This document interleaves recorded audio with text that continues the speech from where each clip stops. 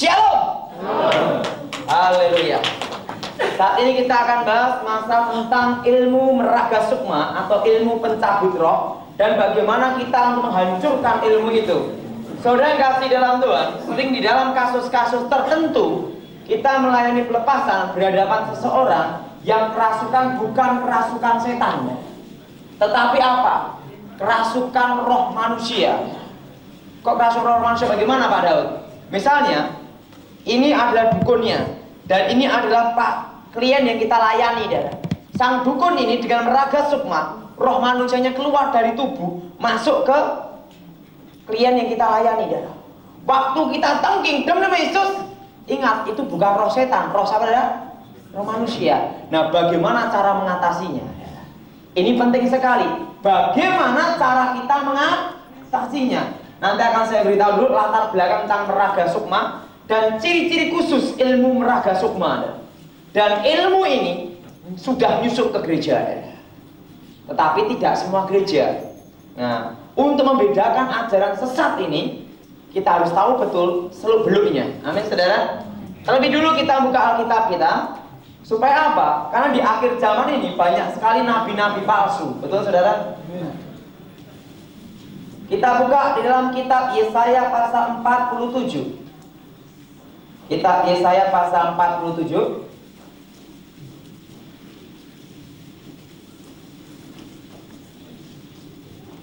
Ayat yang 8 sampai dengan ke-15. Kitab Yesaya pasal 47 ayat 8 sampai dengan ke-15. Saudara baca yang ganjil, saya yang genap. Yesaya pasal 47 ayat 8 sampai dengan 15. Oleh sebab itu dengarlah firman, oleh sebab itu dengarlah ini, hai orang-orang yang hidup bermanja-manja, yang duduk-duduk dengan tenang, yang berkata dalam hatimu, tiada yang lain di sampingku, aku tidak akan jadi janda dan tidak akan menjadi punah.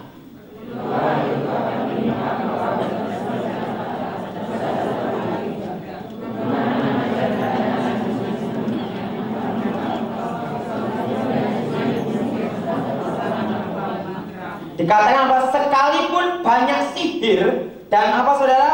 Kuat mantramu, engkau tadinya merasa aman dalam kejahatanmu. Katamu, tiada yang melihat aku, kebijaksanaanmu dan pengetahuanmu itulah yang menyesatkan engkau, sehingga engkau berkata dalam hatimu, tiada yang lain di sampingku.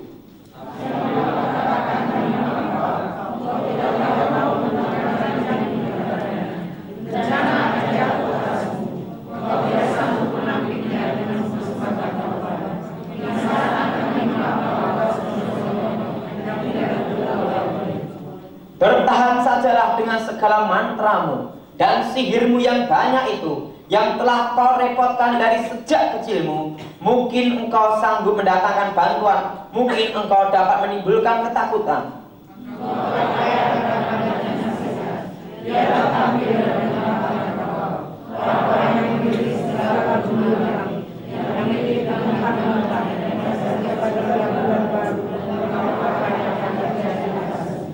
Sesungguhnya mereka sebagai jerami yang dibakar api.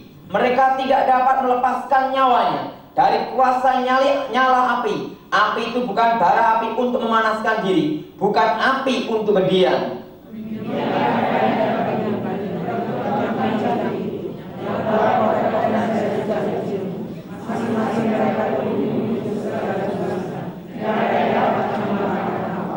Dikatakan mantra dan sihir, Allah sangat menentang. Dan dikatakan pengetahuan kebijaksanaan masalah sihir itu adalah kebinasaan. Amin, saudara.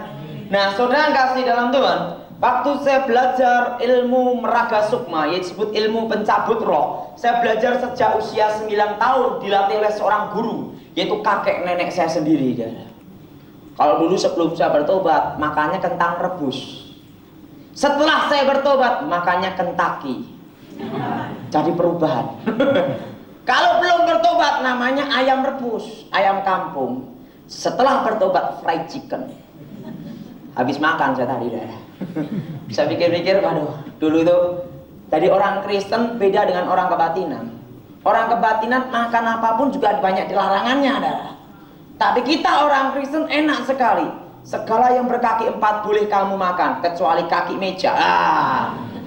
Enak saudara, betul saudara?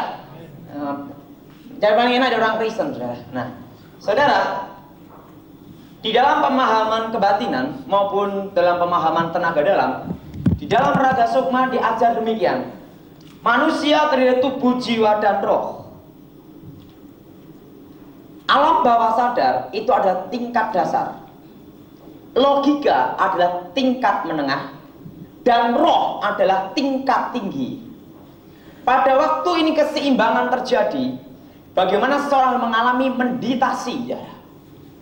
Sehingga kalau dalam paham kebatinan ada kata-kata unsur gini, sedulur papat limo panjer, kakang kawah adi ari-ari. Nah pada waktu seseorang dalam keadaan meditasi, klimaknya adalah pengosongan pikiran, yaitu penyatuan 5 indera. Kalau itu dalam tenaga dalam. Tetapi versi kebatinan lain lagi ya. Versi kebatinan lebih apa? Suruh topo pati geni ngebleng sudah. Orang mangan orang ngombe, pitung dino pitung bengi, 7 hari 7 malam. Dan tidak boleh lihat unsur api. Lilin aja tidak boleh ya. Gelap semua. Baru setelah itu akan ketemu sedulure ya. Wajahnya juga mirip seperti kita. Nah, tapi ingat, itu adalah roh setan yang nyamar. Loh Pak Daud kok bisa cerita itu demikian? Ya pernah praktek. Saya praktek usia 9 tahun. Wah gini mau rapal mantak ngomong gitu lah. Jadi orang Kristen tuh doanya sama orang kebatinan beda. Orang kebatinan kalau doa diulang-ulang. Sang yang murwang tumati, itu lah. Dan ada namanya pantunnya. Kalau orang Kristen jadi ngomong, Tuhan berkatilah kami. Betul enggak? Betul enggak? Tapi jangan doa seperti kayak gini, kayak kuangkong. Tuh.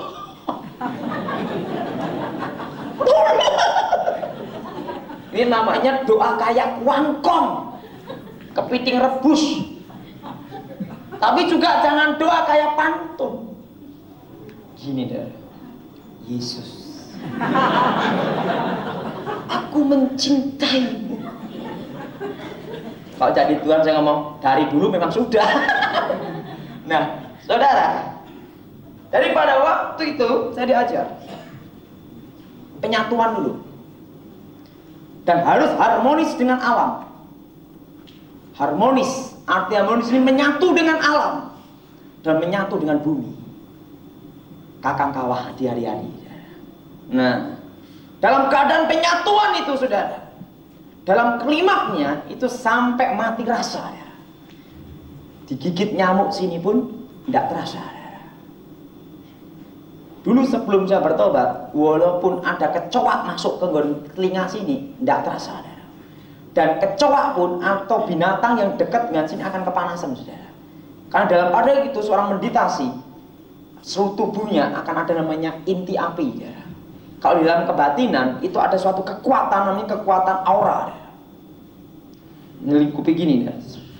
Tapi ini saya beritahu bukan kuasa dari Tuhan. Bukan kuasa dari Tuhan. Nah, pada waktu klimaks itu saudara, roh ini keluar dari tubuh, roh manusia. Nah, kenapa? Karena hidupnya menyerahkan kepada setan. Pertama yang saya rasakan dulu waktu Raga Sukma melajari ilmu pencabut roh, dari jempol sini saudara, dari jempol ke jempol ini kayak ada aliran sampai sini dulu. Itu musar loh, musar sini dulu loh. Itu sampai terus. Tapi ingat, itu bukan hanya 1 hari 1 malam, 7 hari 7 malam. Saya kalau puasa tidak seperti saudara. Saya hanya kuat setengah tahun toh saudara. Kalau saudara tidak tahu, saya udah puasa saudara, setengah tahun kuat. Pak Daud sudah jalan sudah. Setengah tahun tanpa berhenti saudara. Kakek saya itu kalau topo mular namanya, itu 1000 hari hanya makan apa pisang 1 tok sehari semalam sama minum tok 1000 hari. Orang Kristen Nggak usah banyak-banyak. Satu hari satu malam aja. Mikirin apa? Ayam goreng. Betul nggak, Dara? Waktu biasanya puasa paling berat itu kira-kira waktu jam 1, jam 2. Kalau diawali pertama kali itu yang paling berat. Hari pertama, hari kedua, hari ketiga. Kalau sudah lewat hari yang ketiga ini plus, bisa kuat. Saya dulu kuat setengah tahun. Tapi herannya, orang kebatinan walaupun bertapa sampai capek kalah sama orang Kristen. Padahal Kristennya tidak pernah poso. Poso pun seminggu sekali itu pun kalau ingat. Tapi orang kebatinan kalah, betul tidak? Terus gitu loh. Nah, pada itu kondisi seperti itu, saudara, menyatu dengan alam. Karena apa? Dipercayai di dalam alam semesta ini ada energi. Namanya energi ilahi, saudara. Positif dan negatif. Kalau digunakan untuk kebaikan akan jadi baik. Kalau dipergunakan kejahatan menjadi jahat. Itu saya beritahu bukan energi dari Tuhan. Itu kuasa setan. Nah, pada waktu seseorang kosong, Alkitab berkata apa? Roh itu masuk. Saudara, dalam Injil Matius katakan, waktu ini jiwa kita kosong, hati kita kosong, yang masuk siapa? Iblis. Kalau ada waktu orang sebelum meraga sukma, itu pengosongan pikiran dulu. Waktu pengosongan pikiran, yang masuk siapa? Jiwanya diikat, arti menyatu alam semesta, yaitu menyatu dengan siapa? Setan. Penguasa dunia ini sementara waktu seizin Allah adalah setan.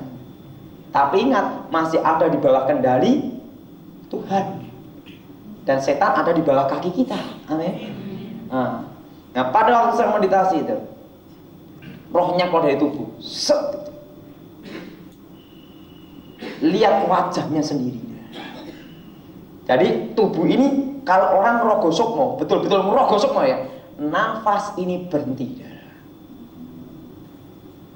Tapi peredaran darah tetap jalan.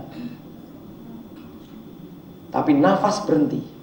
Itu dengan bantuan kekuatan setan. Sehingga orang rogo sukmo itu kenapa tidak boleh dipegang, tidak boleh dipindah. Karena kalau dipindah, di dalam bahasa kebatinan pangling, bingung, gak bisa kembali lagi, amblas mati. Itu sebenarnya gini, pada waktu ini nafas berhenti, set gitu, peredaran darah jalan, saraf dalam kondisi tegang semua. Sebenarnya itu gini, dalam kondisi saraf tegang dengan klimaks tegang itu deh, pengosongan pikiran tegang semua deh. Kalau disentuh terjadi konslet saraf sebenarnya. Hubungan pendek. Kalau terjadi hubungan pendek, itu saraf otak kecil kena semua. Seketika peredaran darah bagian otak akan berhenti. Kalau berhenti mengakibatkan apa, darah? Kematian. Sebenarnya gitu. Jadi kalau pada waktu terjadi hubungan pendek, artinya konslet itu dia di dalam diri tak gitu dia tak berhenti darah ini langsung terjadi pembekuan, pecah saraf semua, darah. Dipegang gini aja, plek gitu mati darah. Apalagi dipindah. Kalau posisi dipindah berarti kaki dipaksa gini kan, darah. Otomatis mak plek gitu ini sarafnya putus semua, darah. Artinya putus apa? Terjadi hubungan pendek. Karena apa? Kekuatan energi setan itu dengan kekuatan manusia menyatu dan menyatu menjadi putus dari hubungan pendek. Akhirnya konslet gila, darah. Ada yang rogo sukmo, yang fatal itu adalah mati. Dan kalau tidak mati, gila. Kalau mati, temannya Tante Lucy, Lucifer. Sehingga disebut tidak bisa kembali, itu bukan karena rohnya pangling. Artinya rohnya itu pangling dalam bahasa Indonesia apa ya? Bingung. Tapi karena sebenarnya karena hubungan antara pendek, konslet, kaget, tegang saraf. Orang yang belajar tenaga dalam, pernapasan balik gitu aja deh. Ini balik gini deh. Plek, luka dalam bisa mati deh. Putus sininya deh. Plek gitu. Sini saraf lainnya putus, mati semua deh. Nah, itu resikonya besar, saudara. Nah, pada waktu gini, plek gitu. Des. Kalau sudah berhasil, dek. roh itu bisa tembus ke tembok. Ingat, roh manusia loh, les tembus ke tembok. Misalnya saya mau nemuin teman saya, misalnya roh saya bisa datang nemuin teman saya dengan wujud kayak gini, misalnya namanya Tukijo gitu deh. Tapi ingat, kalau seseorang itu tidak memiliki indera keenam, teman saya hanya melalui suara toh. Hei Jo, Tukijo, dengar dia, darah. Saya ngomong dengar. Tapi ingat, tubuh saya dan roh saya pisah. Pisah, darah. Kenapa? Karena menyerahkan hidup kepada setan. Setelah bisa, plek gitu. Apa yang terjadi? Ngomong sama Tukijo, kamu bawa ke rumahku, gitu. Langsung besok, Tukijo ini besok ke rumah saya. Roh saya kembali ke tubuh. Waktu roh kembali ke tubuh, itu lewat mana? Ke sini dah. Ke ubun-ubun ini dah. Gitu dah. Kembali. Untuk sampai sini dulu pertama.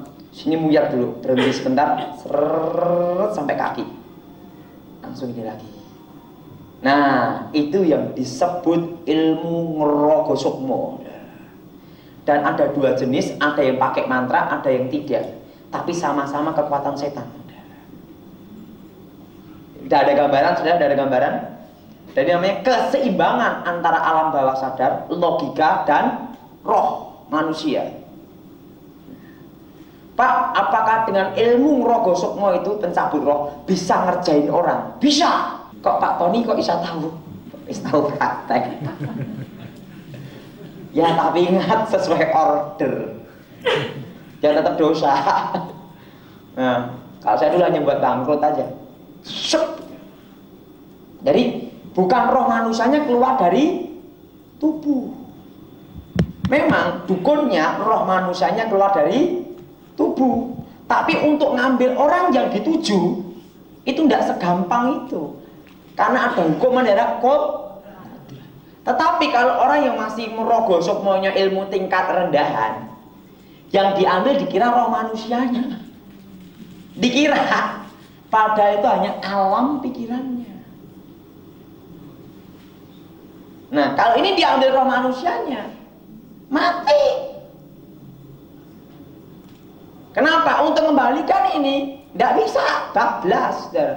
Jadi ada namanya hukum mendarat kodrat, saudara. Nah, Pak, bagaimana kalau buat orang bencong? Bisa. Nah, caranya gimana? Tak beritahu. Tapi ingat, jangan ikut-ikut. Misalnya gini, ini laki-laki tulen, ini perempuan. Nah, pakai mantra, langsung gini, rapal mantra, roh saya keluar dari tubuh, gitu saudara. Roh saya, kalau rohnya dia tidak bisa keluar karena dia tidak menguasai Ngerogo Sukmo. Kalau saya belum bertobat Ngerogo Sukmo, keluar. Nah, alam pikirannya dia tak pindah. Jadi perempuan ini ke sini, darah. Ini nanti merasa perempuan, jalan dari gini. Itu. Sing ini yang perempuan jadi gini. Siapa kamu? Wah, itu Gatot Kaca. Lah. Ini jadi laki, ini jadi perempuan. Namanya konslet. Nah, itu ngerjain, cara ngerjain orang. Nah, wah saya gitu itu udah apa dulu itu. Nah, gimana kalau supaya maaf ya, suami kan ada pasien, suami suka serong, supaya kalau waktu serong tidak bisa berdiri. Itu ada caranya juga.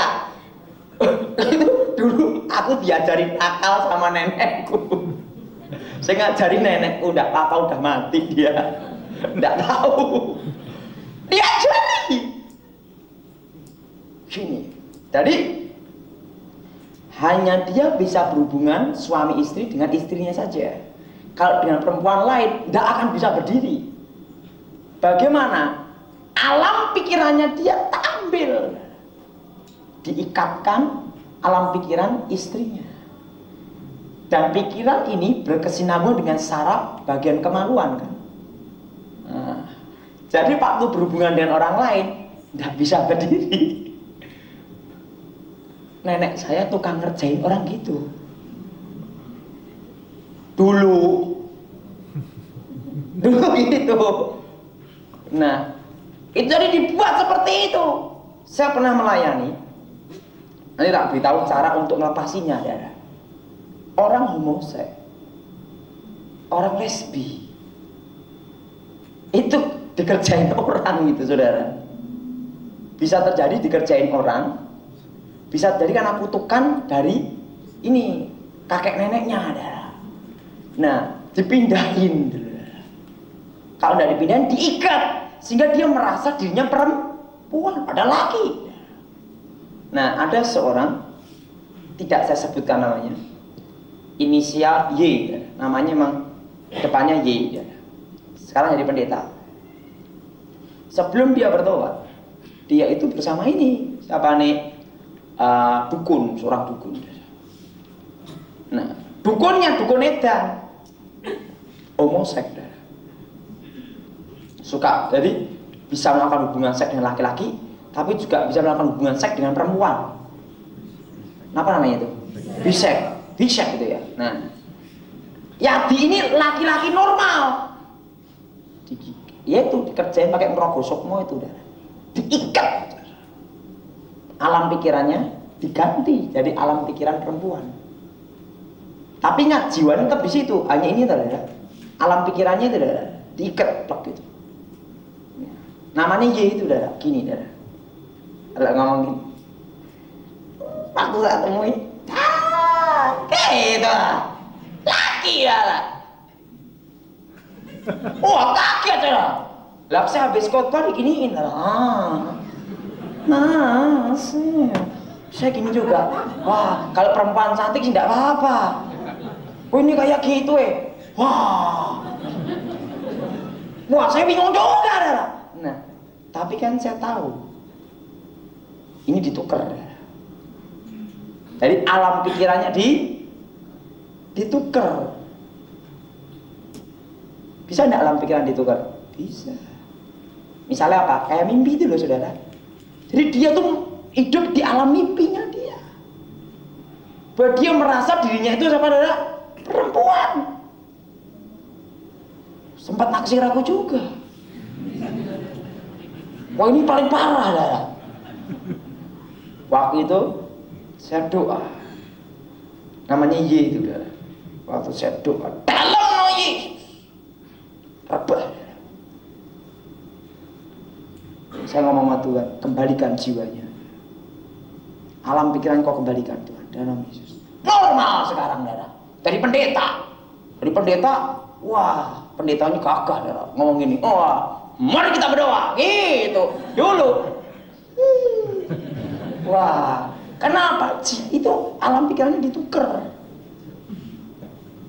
Loh, Pak Tony kok bisa tahu gitu-gituan? Nenekku yang ngajari aku.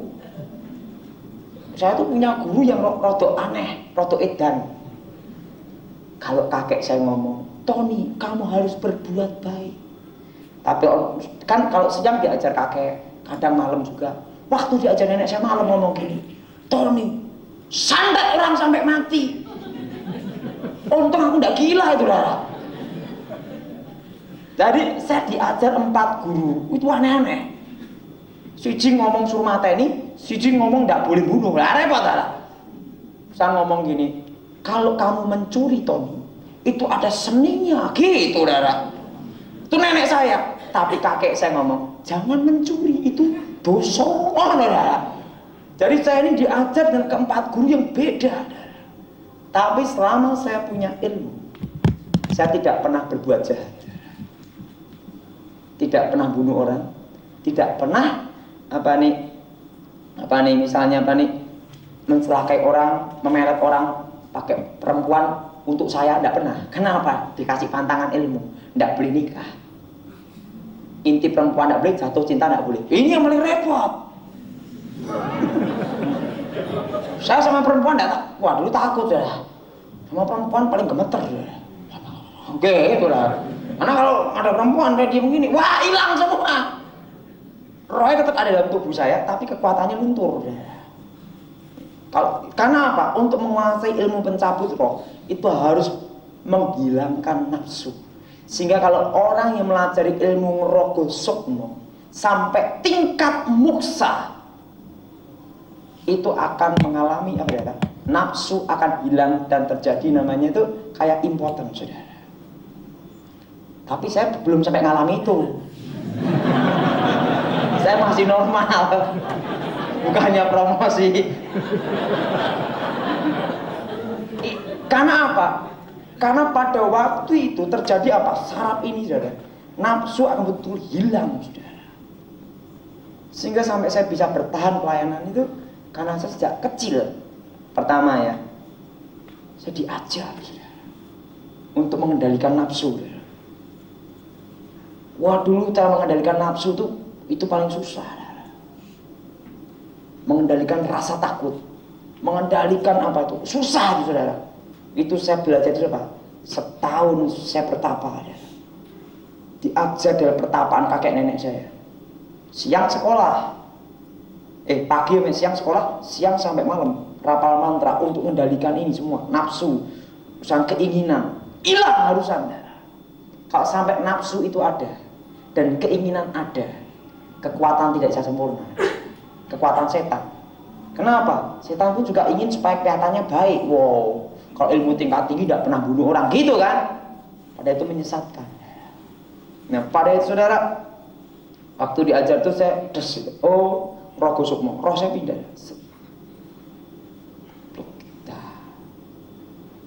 Dan saudara bisa membunuh orang pula dengan pakai senjata.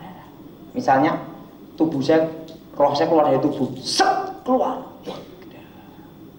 Nah, dengan roh saya ini saya bisa memegang golok atau senjata untuk membunuh, misalnya bunuh ini, nggak bisa. Orang tidak lihat, tapi lihat mandor, apa pisau atau apa terbang di gitu, langsung mati tanpa sidik jari. Dulu.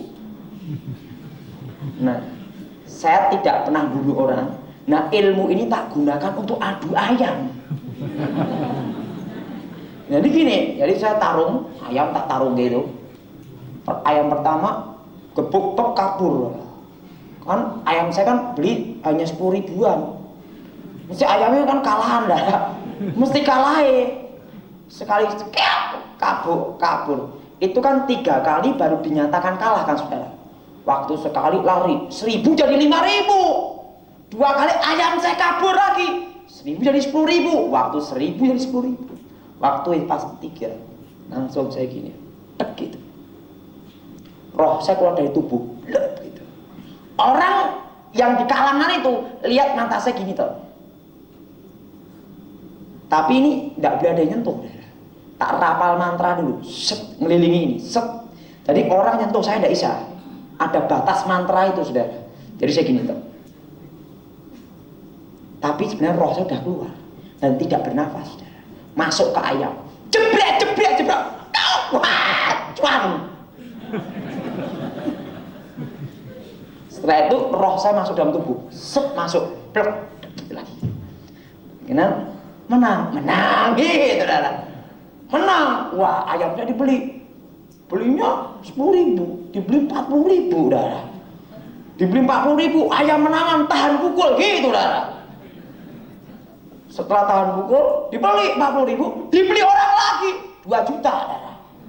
Wah, orang ngomong, wah ayam hebat ini, gitu, laku. Wah, begitu ditarungan lagi, kabur dah balik. Kabur dah balik. Sebabnya apa? Saya udah ada di situ. Itu cara untuk kerjain orang gitu. Jadi ilmu itu pernah tak gunakan untuk apa, saudara? Ngerjain orang. Saya ajari bagaimana cara mengalahkannya. Dan kalau orang terlibat pakai ilmu itu, namanya ngerogo sukmo atau ilmu pencabut roh. Kalau orang yang punya ilmu mencabut roh ini, dia biasanya punya ilmu membangkitkan arwah. Tapi ingat, yang datang bukan arwah orang mati, roh setan yang nyamar. Nah, misalnya gini, kalau saudara pelajari di dalam diri kita orang percaya Yesus, kemanapun kita pergi, kita dijaga dua, saudara. Pertama, malaikat. Yang agak jauh ngeliatin siapa? Setan. Betul enggak? Alkitab berkata apa? Iblis itu berjalan mengelilingi kita seperti singa mengaum. Tapi ingat, setan tidak berkuasa atas hidup kita. Karena Roh Kudus ada dalam diri kita, terang yang menyinari setan tidak bisa masuk. Tapi dia memonitor kita dari jarak agak jauh, kayak gini. Nah, jadi terus terang dalam diri kita Roh Kudus, sehingga setan tidak bisa masuk. Tapi kita juga dijaga malaikat, betul saudara? Malaikat Allah yang berkemah, betul saudara? Dalam kitab Mazmur. Tapi ingat juga, setan juga ikut lihat juga, betul enggak? Mengelilingi kita, melihat setiap perbuatan kita, betul? Nah, kalau orang ke kuburan, misalnya ada pembunuhan, pakai ilmu rogo sukmo, ilmu membangkitkan arwah namanya. Itu bukan roh orang matinya, tapi roh setan yang dulu mengawal dia. Tahu dah? Roh setan yang dulu mengawal dia. Kalau orang tersebut bukan dalam Tuhan. Kalau bukan dalam Tuhan, kan ada roh setan yang mengawal dia, yang tahu persis gerak-geriknya dia, cara ngomongnya dia, cara jalannya, cara apapun juga. Bahkan cara senggol-senggol tahu juga. Nah, pakai mantra, ngomong tuh, gebluk tanah 3 kali. Blek, blek, blek, muncul. Wujudnya seperti apa? Ya seperti orang yang mati itu. Tapi sebenarnya itu bukan arwahnya, bukan roh orang mati, tapi roh setan yang nyamar ini. Tapi ngaku dirinya adalah roh orang mati. Itu bukan orang mati. Nanti bahkan cara ngomongnya persis, gerak-geriknya persis, bahkan senggol-senggol ini persis ya. Bahkan kalau orang itu kesurupan dengan roh setan yang ngawal orang yang mati itu ya, persis ya. Makannya apa, kesukaannya apa, persis saudara. Kadang ada harta yang disimpan. Waktu penyimpanan harta itu, yang nyimpen harta ini mati. Nah, setan yang pengawalnya orang yang mati ini kan tahu persis tentang hidupnya dia. Pakai mantra, bangkitkan, plak, plak 3 kali muncul saudara. Kamu simpan harta di mana? Di sini. Wah, kangkau. Dulu gitu. Nah, itu kena kutukan tuh saudara. Orang yang belajar ngerogo sukmo itu kena kutukan saudara. Keluarga saya dulu kena kutukan saudara. Pertama, itu disebut kutukan maut saudara. Kutukan maut itu apa? Karena bersinambungan dengan alam maut saudara. Yaitu apa? Urusannya dengan alam maut. Kutukannya kutuk alam maut. Dalam keluarga sering ada kematian. Adik saya yang terakhir mati sudah. Saya sebelum belajar ilmu, kan saya 5 bersaudara laki semua. Setelah 5 bersaudara laki semua, saya belajar ilmu. Belajar ilmu. Waktu saya belajar ilmu, mama saya punya anak perempuan, mati sudah. Mati, adik saya nomor 6 mati. Nah, tapi waktu saya belajar itu masih pendawa 5. Nah, kalau sudah 6 udah bukan pendawa 5 lagi. Nah, waktu 5 saya belajar, pas belajar mantra ilmu itu, mama saya hamil, punya anak perempuan, mati sudah. Itu disebut kutukan maut. Dan yang kedua, yaitu akan terjadi banyak sekali. Hidup itu mendekati kecelakaan, keluarganya mendekati kecelakaan. Dan terus terang ya, papa saya sebelum bertobat, semua penjara di Solo sudah masuk semua. Papa saya, bukan saya loh ya. Kenapa? Itu kutukannya. Generasi kakek nenek saya, kutukan. Papa saya udah bertobat sekarang deh. Udah 9 tahun dia bertobat juga. Ini disebut apa daerah? Kutukan maut itu daerah. Hidupnya mendekati kematian dan hidupnya mendekati kecelakaan. Ilmu itu saya katakan beritahu, setan tidak pernah memberi gratis kepada manusia. Dan yang ketiga adalah, yaitu apa? Kutuk penyakit. Guru saya, nenek saya, mau mati susah, sakit tuh bertahun-tahun tidak bisa sembuh. Sampai tubuhnya nenek saya itu keluar kayak ulet-ulet dalam tubuhnya, tetapi tidak bisa mati. Jadi kalau ini kayak cairan keluar, ada uget-uget gitu lah. Warnanya kayak untukannya kayak busa putih gitu. Busa putihnya ada uget-ugetannya. Itu yang ngajari saya, nenek saya. Nenek saya kecik, yang ngajari saya bunuh orang, tapi tidak pernah bunuh orang saya. Itu penyantet sering bunuh orang dia. Nah itu sampai kayak ulet gitu dah. Waktu mau mati kena tanah, hidup lagi ya. Yang lain kan takut. Waktu itu saya tahu kalau pas waktu dulu sebelum bertobat kan saya punya ilmu juga. Tak ini kalau kena tanah hidup, jadi jangan dulu ada orang layat. Nanti saya kabur semua kan. Dia bangkit lagi, blak bangkit. Kena tanah blak bangkit sudah. Langsung dia ngomong, ini apa? Gitu lah. Nah, kalau tidak tahu kan langsung tulung lah. Kalau saya kan udah tahu, oh ini itu siksaannya itu dah. Jadi kutuk penyakit dah, mati ndak, hidup. Kalau ndak, anaknya itu akan cacat seumur hidup. Kalau ndak cacat seumur hidup, anak-anaknya kan sering sakit-sakitan. Anaknya sering sakitan. Makanya nenek saya ngomong apa? Tolong oncak no ilmu ku iki.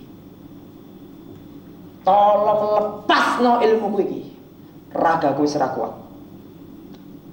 Raganya nenek saya udah tidak kuat. Saya ngomong, percaya Yesus. Tak injili dia, akhirnya dia terima Yesus. Waktu dia terima Yesus, baru dia bisa meninggal. Sampai sekarang tidak bangkit.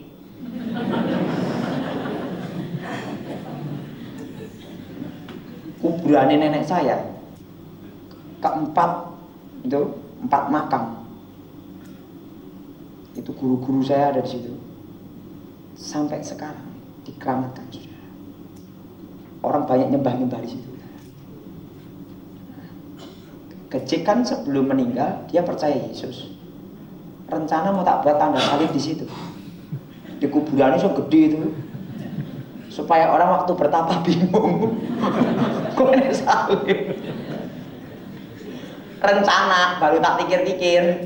Tapi boleh enggak sama keluarga, karena keluarga saya udah bertobat terima Yesus semua. Tapi juga ada dari keluarga jauh yang familinya kecil juga, terima enggak kasih tanda salib di situ. Kalau tak kasih tanda salib itu seru dah. Waktu orang mau wah kecil buka, lu salib gitu. Kapan kecil masuk Kristen ya? Keker itu.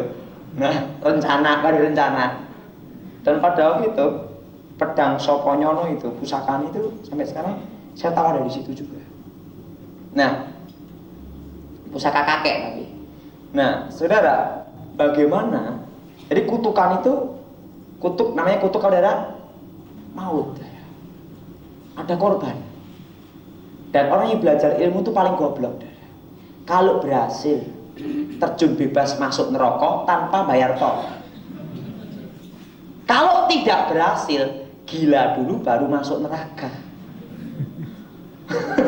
Jadi sama-sama podo naik. Nah, bagaimana cara mengalahkannya? Betul saudara? Nah, ini yang penting.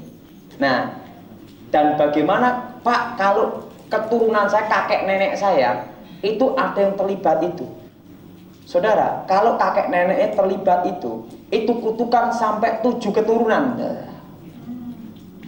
Nah, bagaimana cara melepaskan kutukan itu? Saya ajarkan. Tapi terlebih dulu kita buka di dalam surat 1 Yohanes. Surat 1 Yohanes. Surat 1 Yohanes pasal yang ketiga ayat 8.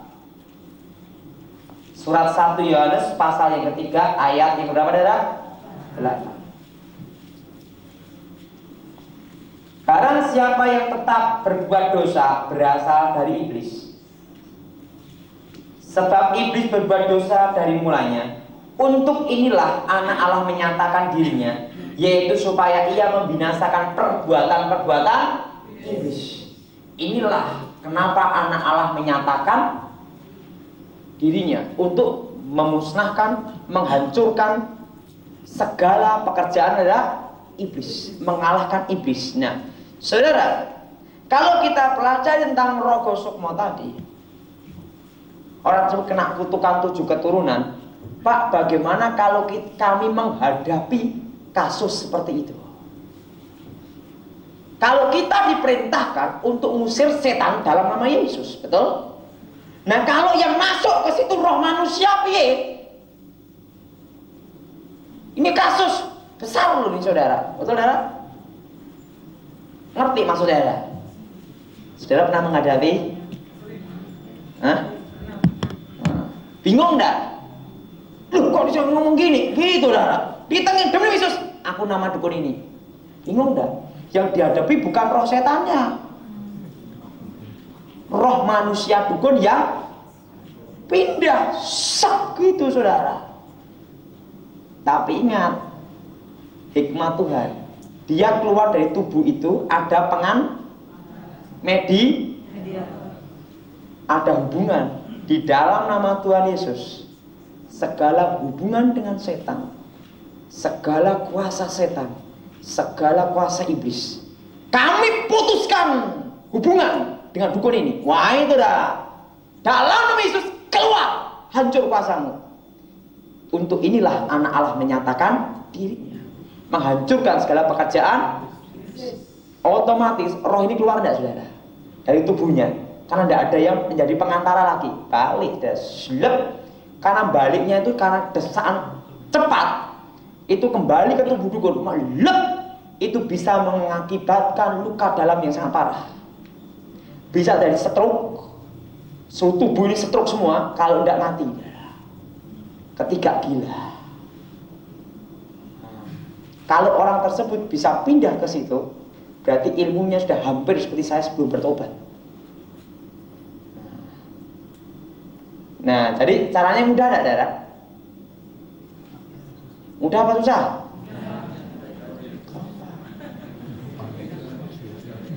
Pak, kalau melayani yang sing bacut jiwanya, alam pikirannya ditukar gimana? Alam pikirannya ditukar, betul tidak? Nah, yang bersangkutan didoain dalam nama Tuhan Yesus, segala kuasa iblis, segala roh jahat, segala hubungan dengan dukun ini, kontak batin namanya adalah apa adalah kontak batin. Kami putuskan dalam nama Yesus supaya tidak ada namanya kontak, saudara. Kami hancurkan dalam nama Yesus. Pada itu dihancurkan dalam nama Yesus, kontak ini terputus.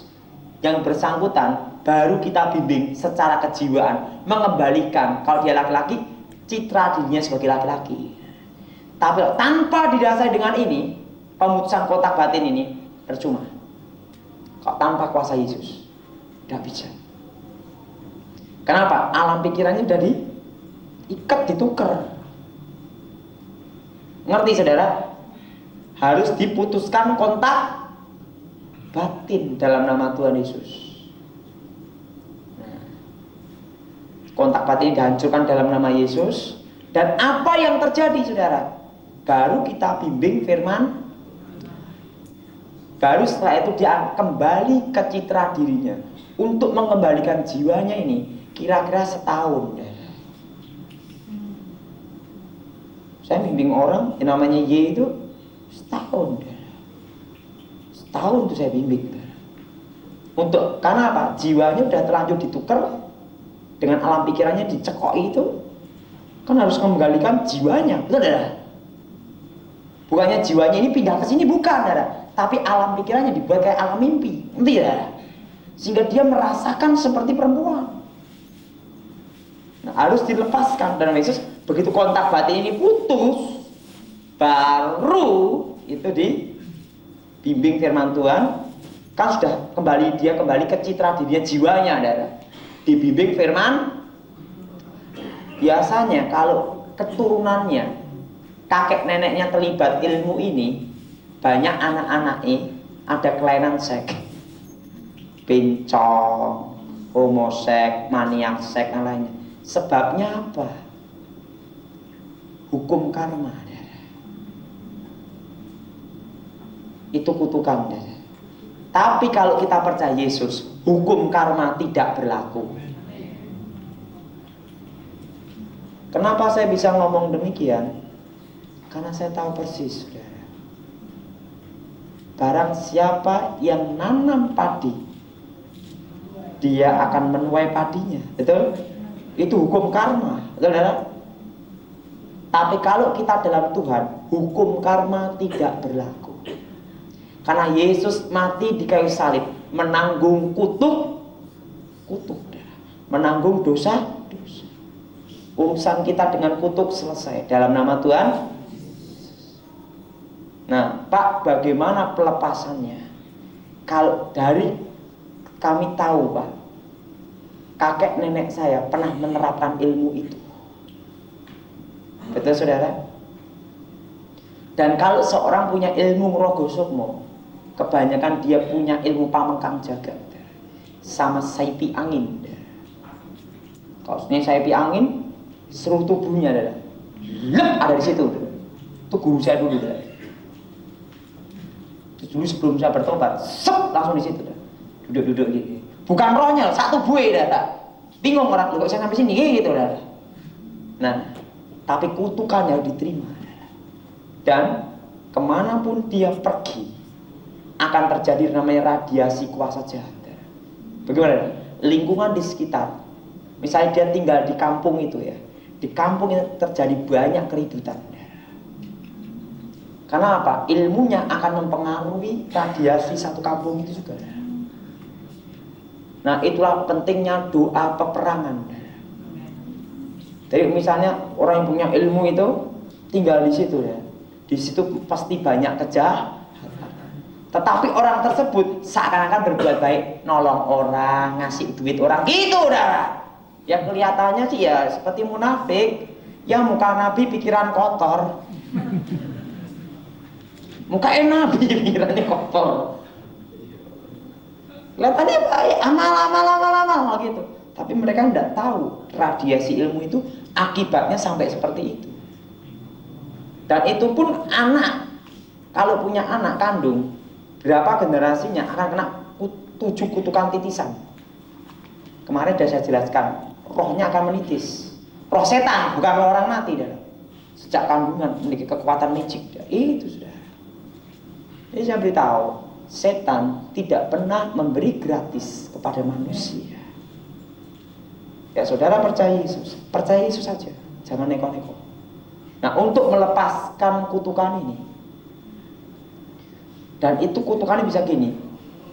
Kalau ini kakeknya punya ilmu Rogo Sukmo itu, punya anak, generasi ini gila, mesti ada yang gila. Nanti punya anak lagi yang ketiga, gila lagi. Cucunya pokoknya setiap generasi ada yang gila. Raketan 2 apa 3 atau 1, mesti ada yang gila. Itu hukumannya adalah kutukannya. Misalnya ini kakeknya yang punya anak, anaknya 5, mesti ada yang 1 yang gila. Nah, saya tuh anak-anaknya 5 ini punya anak lagi, Mesti ada 2 atau 3 yang gila. Terus sampai 7 keturunan, setiap generasi ada yang gila. Itu kutukan. Nah, kemarin juga saya ngomong sama pendeta Gilbert, ada salah satu seorang yang minta anak ke suatu kuburan keramat. Dapat anak, ininya bolong. Ini loh, tekok gitu. Anaknya ini punya anak lagi, cucunya. Setiap anak ininya bolong. Jadi keluarga the bolong.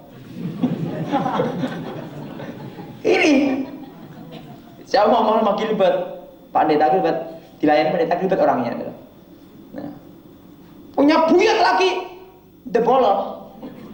Anaknya bolong-bolong semua, saudara. Jadi ini kayak dekok itu, tulangnya dekok itu, saudara. Dekok ininya, saudara. Wah, kelihatan cantik begitu begini kan, wah bolong juga. Orang takut juga, saudara. Wah bolong. Sing doain juga bingung bagaimana doain, ini bolong. Dekok ini dekok. Nah, dalam kondisi hamil, ngomong apa Pendeta Gilbert? Pak Gilbert ngomong gini, kamu mau dilepasin kutukan. Pak Gilbert didoain dalam nama Yesus, kutukan lepas, dan anak itu lahir. Satu-satunya keturunan yang tidak bolong 1 orang yang didoain. Itulah namanya kutukan. Jadi kalau misalnya ini kakeknya punya ilmu pencabut roh kusuk, punya anak generasi ini ada yang gila. Setiap generasi, kalau tidak 1, 2, mesti ada yang gila. Setiap generasi itu kutukan. Hukum karma. Nah, tapi hukum karma kalau kita percaya Yesus tidak berlaku. Nah, bagaimana caranya? Nah, ini pertama, saudara hati terbuka. Hati saudara terbuka, menerima Yesus sebagai Tuhan dan Juru Selamat. Hati yang terbuka. Dan yang kedua, firman itu harus ditanam di dalam hatinya. Karena firman itulah yang memerdekakan. Dia mulai berdoa dalam nama Yesus dan diucapkan, ngomongnya gini, segala kutukan 7 keturunan, segala 7 kontak batin, 7 kutukan kontak batin, segala hubungan kuasa gelap, kami putuskan di dalam nama Tuhan Yesus. Baru kutukan itu lepas. Tapi ingat, kutukan itu lepas hanya orang yang bersangkutan saja, yang menerima Yesus sebagai Tuhan dan Juru. Tetapi bagaimana Pak? Dia misalnya 5 bersaudara, yang terima Yesus 1, yang 4 bagaimana? Kutukan ini tetap berlaku atas 4 orang ini. Karena keselamatan dalam Yesus Kristus bukan numpang, tetapi apa? Pribadi. Nah, yang 1 ini dia bertobat, punya anak. Anak ke bawahnya dia, kutukan ini dah putus. Tapi yang 4 ini, kalau tidak terima Yesus, sampai anak cucunya tidak terima Yesus, kutukan tetap berlaku. Ini kalau seorang punya ilmu rogo sukmo, mati sakjroning urip, urip sakjroning mati. Mati dalam hidup, hidup di dalam mati. Sudah jelas saudara? Jadi ilmu rogo sukmo harus diputusin kontak roh pengan. Nah, pada itu roh pengantar ini keluar, masuk ke tubuh dukun ini. Dukun ini akan bisa gila atau muntah darah, mati. Sudah jelas? Oke.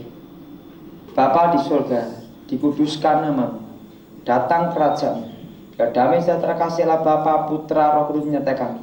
Mari Tuhan berkati kami semua dan namamu dimuliakan demi nama Yesus, amin. Saudara, kita diberi kuasa untuk menginjak ular dan kalah segala kuasa kutukan, segala kuasa setan, segala kuasa iblis sudah dikalahkan dalam nama Yesus. Untuk inilah anak Allah menyatakan di amin.